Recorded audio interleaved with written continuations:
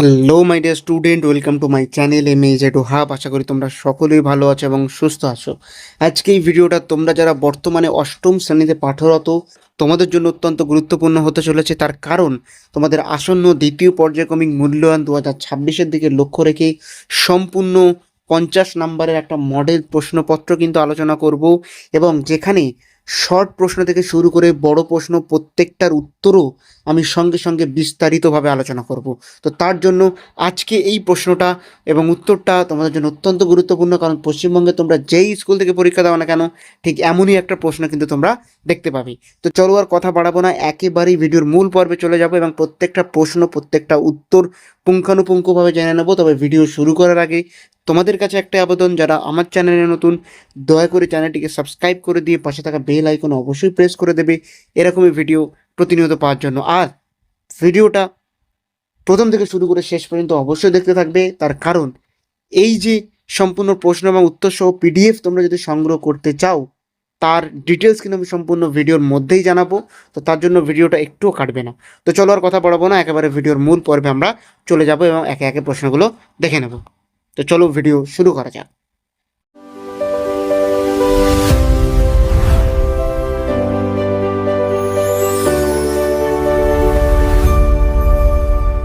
তো দেখতেই পাচ্ছ, প্রশ্ন দ্বিতীয় পর্যায়ক্রমিক মূল্যায়ন 2026। তোমাদের মোট কত নম্বরের পরীক্ষা হবে? তোমাদের 50 মার্কসের পরীক্ষা হবে। সময় দেওয়া থাকবে কত? 1 ঘন্টা 30 মিনিট। তো চলো প্রথমে তোমাদের যে প্রশ্নটা থাকবে, প্রশ্ন প্যাটার্নটা বলে দেই। প্রথমে তোমাদের 10টা MCQ নির্বাচন থাকবে, অর্থাৎ 10টা MCQ নির্বাচন প্রথমে কিন্তু তোমাদের থাকবে। তো এই যে 10টা MCQ নির্বাচন যে তোমাদের থাকবে, সেখানে কি কি প্রশ্ন আছে আমি দেখিনি। প্রথম প্রশ্ন কি আছে? সত্যশোধক সমাজ প্রতিষ্ঠা করেন। তাহলে সত্যশোধক সমাজকে প্রতিষ্ঠা করেন, উত্তর হবে কয়ের দাগের সঠিক অপশন জ্যোতিরাও ফুলে। অনেক জায়গায় জ্যোতি বা ফুলে লেখা থাকে, সেটাও সঠিক উত্তর। এবার চলে যাচ্ছি দ্বিতীয় দাগে। বাংলা হরফের প্রচলন প্রথম কোথায় হয়? উত্তর হবে ক্ষয়ের দাগে চুঁচুড়ায়। তাহলে বাংলা হরফের প্রচলন প্রথম হয় চুঁচুড়ায়। এবার চলে যাচ্ছি তৃতীয় দাগের প্রশ্নে। 1907 সালে কংগ্রেসের অধিবেশন কোথায় অনুষ্ঠিত হয়?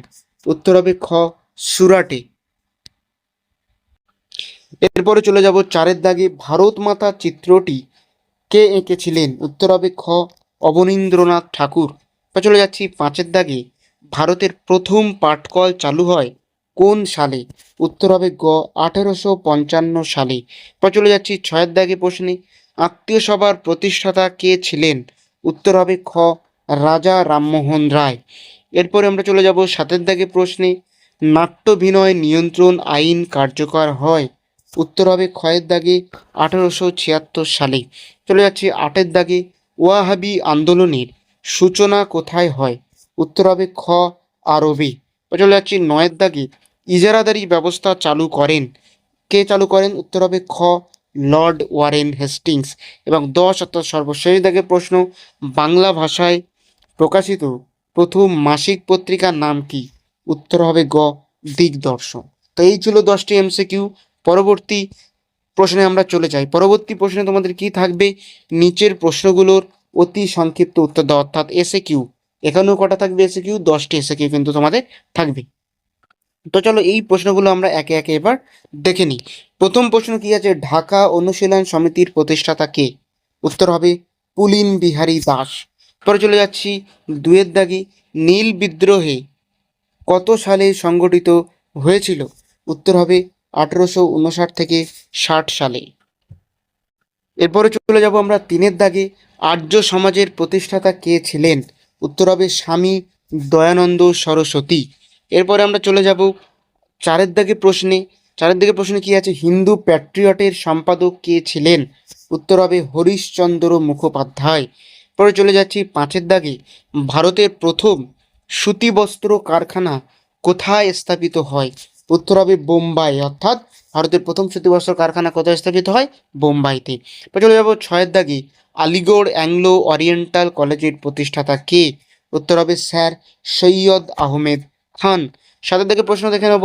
ডিরোজিওর অনুগামীরা কোন নামে পরিচিত ছিলেন? উত্তর হবে ইয়ং বেঙ্গল বা নব্যবঙ্গ। চলে যাচ্ছি 8-এর দাগে। বঙ্গভঙ্গ কবে কার্যকর হয়? উত্তর হবে 1905 সালের 16ই অক্টোবর।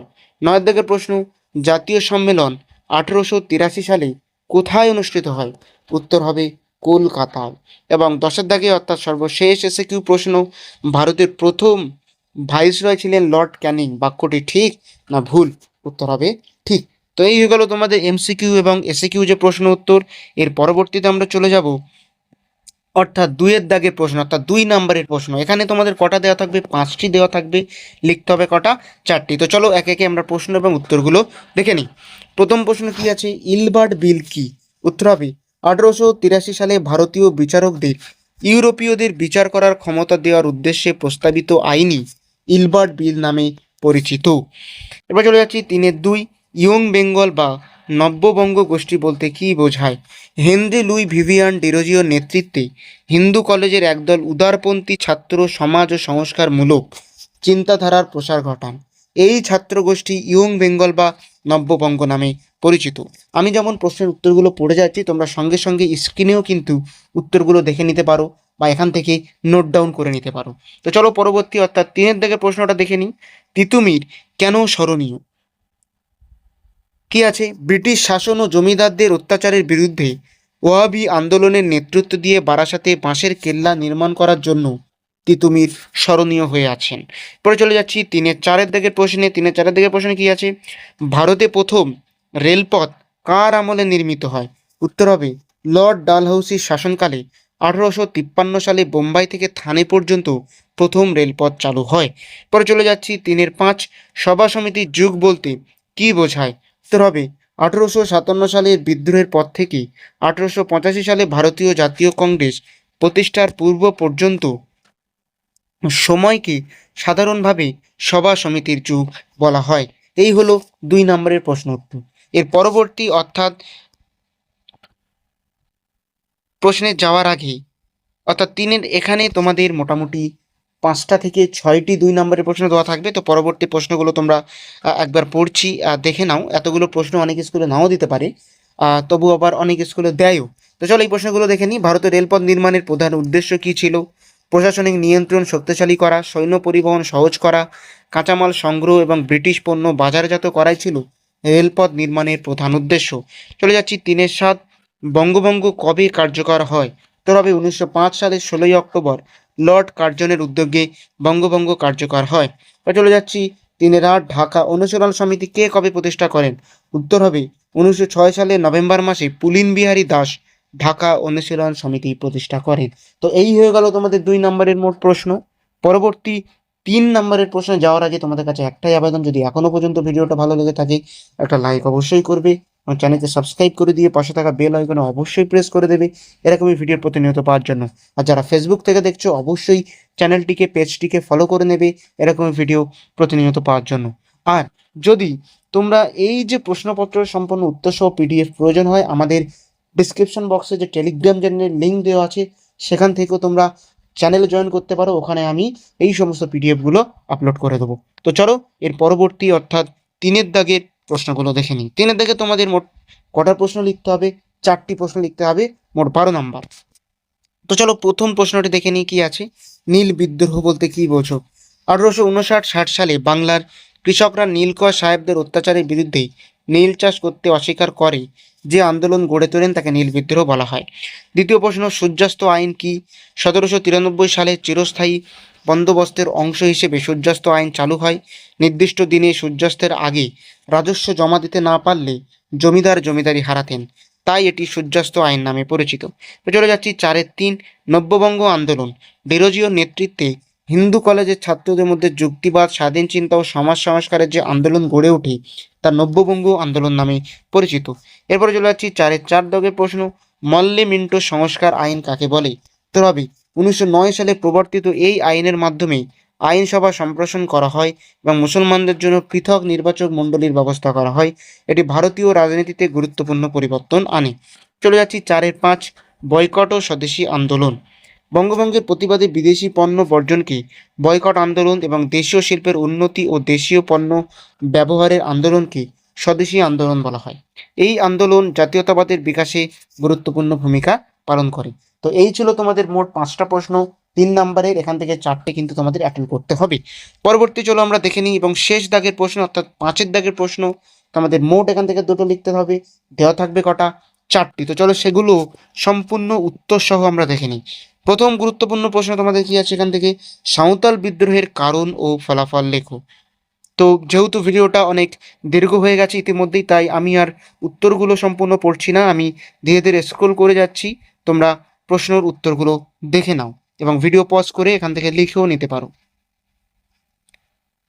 চলে যাচ্ছি দ্বিতীয় দাগের প্রশ্ন। 2 দাগের প্রশ্ন কি আছে, 5-2, বাংলার সমাজ সংস্কার আন্দোলনে রাজা রামমোহন রায়ের অবদান আলোচনা করো।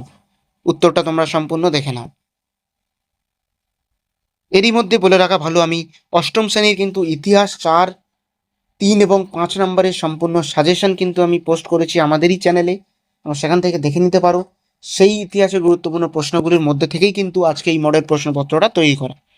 তো এরপরে চলো তৃতীয় দাগের প্রশ্নটা দেখে নিই কি আছে, চিরস্থায়ী বন্দোবস্ত বাংলার কৃষক সমাজের উপর কী প্রভাব ফেলেছিল।